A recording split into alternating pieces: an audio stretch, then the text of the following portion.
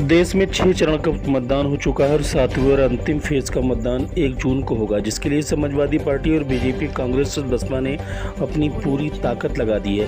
वहीं सपा चीफ अखिलेश यादव गुरुवार 30 मई को जनता को संबोधित करने घोसी पहुंचे, जहां उन्होंने बीजेपी को आड़े हाथों लिया। इसके साथ ही सपा मुखिया अखिलेश ने सुभाषपा प्रमुख ओम प्रकाश राजभर को भी तंज कसा। इस जनसभा के दौरान उन्होंने बीजेपी पर तंज कसते हुए कहा कि ये लोग पिछले 6 चरणों का चुनाव देख करके लड़खड़ा गए हैं। न केवल खुद लड़खड़ाए हैं, अब ऐसे लड़खड़ाए हैं जिन्हें छड़ी भी नहीं बचा पाएगी। अखिलेश यादव आज घोसी से सपा प्रत्याशी राजीव राय के लिए वोट मांगने घोसी पहुंचे, जहां उन्होंने जनता को संबोधित किया। इस दौरान उन्होंने बीजेपी पर जोरदार हमला बोला। उन्होंने कहा कि इस बार देश की 140 करोड़ जनता इनको 140 सीटों के लिए तरसा देगी, क्योंकि इन्होंने किसानों को धोखा दिया, नौजवानों को धोखा दिया, माताओं बहनों को धोखा दिया। इन 3 का त्रिकोणीय वार इन पर होने जा रहा है।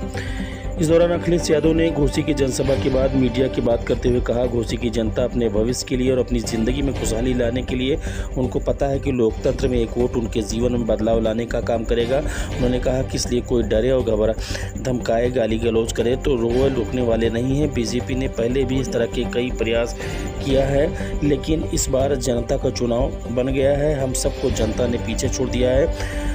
जनता ने खुद अपने हाथ में चुनाव ले लिया है और यह चुनाव जनता ले रही है। उनको पूरा विश्वास है कि इस बार बीजेपी ये चुनाव हारेगी और केंद्र की सत्ता से बाहर होगी। जनता अपना वोट अपने विवेक से, अपनी समझ से डालेगा। और ये गालीबाज लोग, ये दल बदलू लोग, स्वार्थी लोग, धोखेबाज लोग, इनका कोई चरित्र नहीं है। इनका चरित्र केवल स्वार्थ है। और कभी आपके साथ, फिर हमारे साथ, फिर उनके साथ, फिर उनके साथ भी नहीं। मैं आपसे कह रहा हूं, इंडिया गठबंधन की सरकार बनेगी, आप देखोगे सबसे पहले कौन भागेगा। कौन भागेगा? आप लोग लेंगे हम प्रकाश राजभर को? नहीं, हम तो नहीं लेंगे, लेकिन वो प्रयास तो करेंगे भागने का। ये स्वार्थी लोग हैं। इस बार जनता ने मन बना लिया है, कैसे कोई भी स्वार्थी लोगों को मौका नहीं मिलने जा रहा। देखिए, आरक्षण को अगर किसी ने छेड़ा है और खत्म किया है तो वो भारतीय जनता पार्टी है। उन्होंने पिछड़ों का, दलितों का, आदिवासियों का आरक्षण छीन लिया। और ये जो तमाम, चाहे वो आपके घोसी वाले प्रत्याशी हों, काशी वाले प्रत्याशी हों, इन्होंने सबने आरक्षण छीना है। बीजेपी के जितने प्रत्याशी हैं जो पहले मेरिट में, जनरल में पिछड़े, दलित, आदिवासी के बच्चे आ जाते थे, इन्होंने अपने सेक्शन में उनको रोक करके इन्होंने सही मायने में पिछड़े, दलित और आदिवासियों के आरक्षण के साथ खिलवाड़ की। यहाँ की जनता अपने भविष्य को लेकर के और अपने जीवन में खुशहाली लाने के लिए, और उनको पता है लोकतंत्र में एक वोट उनके जीवन में बदलाव लाने का काम करेगा। इसलिए कोई डराए, धमकाए, गाली गलौज करे, लोग रुकने वाले नहीं हैं। पहले भी इन्होंने कई बार प्रयास किया इस तरह का, लेकिन इस बार ये जनता का चुनाव बन गया है। हम राजीव राय जी पार्टी को जनता ने पीछे छोड़ दिया है। जनता ने खुद अपने हाथ में चुनाव ले लिया है। भारतीय जनता पार्टी हर जगह हार रही है। अच्छा, बिजली मंत्री से पूछो, पूरा प्रदेश अंधेरे में है। कश्मीर में आतंकवादी, बिजली का असर बहुत पूरा प्रदेश अंधेरे में है। और मैं आपको बता के जा रहा हूँ, क्योंकि ये चुनाव इन्होंने गर्मी में कराया।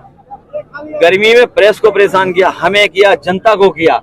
गर्मी की वजह से भी हारने जा रहे हैं। इनकी जो अहंकार की गर्मी है, ये अहंकार का जो बुखार है, इस बार जनता अपने वोट से उतार देगी। 2 दिन पहले योगी जी आए तो उन्होंने मन से कहा कि जनता डरो मत, माफिया मिट्टी में मिल चुके हैं। देखिए, अभी सोनभद्र के मेरे अपने पत्रकार साथी, सोनभद्र की मीटिंग के बारे में आप पता कर लो, वहां का वीडियो मंगा लो, फोटो मंगवा लो।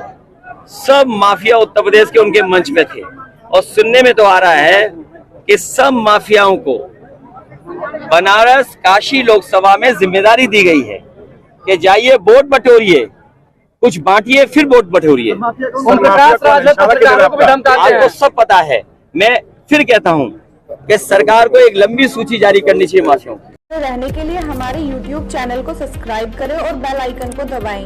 और आप ये वीडियो अगर Facebook पर देख रहे हैं तो लाइक जरूर करें और ज्यादा से ज्यादा शेयर करें।